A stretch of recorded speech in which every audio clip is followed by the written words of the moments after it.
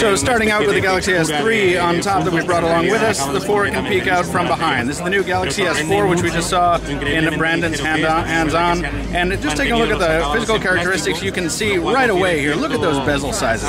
We can maybe get a close-up in the space between those phones. The Galaxy S3 bearing a much, much wider bezel than the new one. And while we're in the vicinity of the bezel, also check out the kind of dull faux brushed plastic, the faux brushed metal plastic on the S3. It's been replaced by this very glinty thing. This is not a chamfered edge or a beveled edge as we see on the iPhone 5 and the HTC One, but it looks like it because it is much, much shinier. And also, you can see this kind of texture that we might not be able to pick up on camera. The S3 here is just completely smooth, just glossy, no pattern at all underneath the hyperglaze, whereas on the S3, come around back here, you can see maybe on this white one here, this kind of pattern. It is not textured, so this feels exactly the same.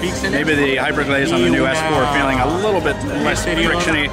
Look at the size of that camera lens here. That lens cover is huge for that 13 megapixel sensor, and unless my eyes are deceiving me, even that lens is larger. Obviously this is our Verizon version of the Galaxy S3 here, but the processor inside the S4 is substantially more powerful depending on the version you're talking about. We don't have official confirmation on site here, but definitely at least one version of the S4 packing that octa-core, and now we can compare the displays. Obviously we don't have the same wallpaper here. Unlock the display. This is a full 1080p Super AMOLED display at 4.99 inches on the left on the Galaxy S4. Smart Stay activated up there. One of the features carried over from the S3 but enhanced on the S4. Obviously the S4 packing only a 720p display. So you can really see that difference best if we fire up a video here and show you that not only has the color saturation been retained, but the resolution, the increased resolution is apparent.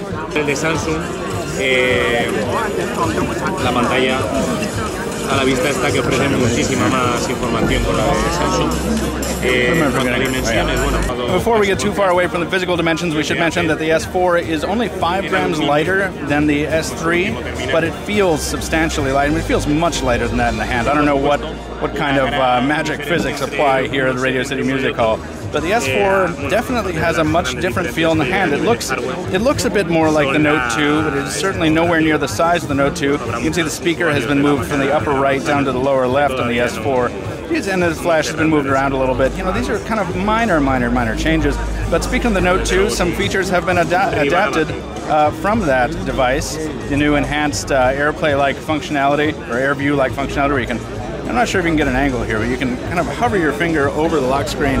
I'm not touching the lock screen, but it is responding to my proximity. I can use this display with gloved hands if I want to. And if we hop into something like the gallery, by the way, while we're doing that, you'll notice that TouchWiz is almost completely unchanged between these two devices. I mean, the TouchWiz almost could not have been given a more subtle revamp, if we can even call it a revamp. It's basically the same nature UX.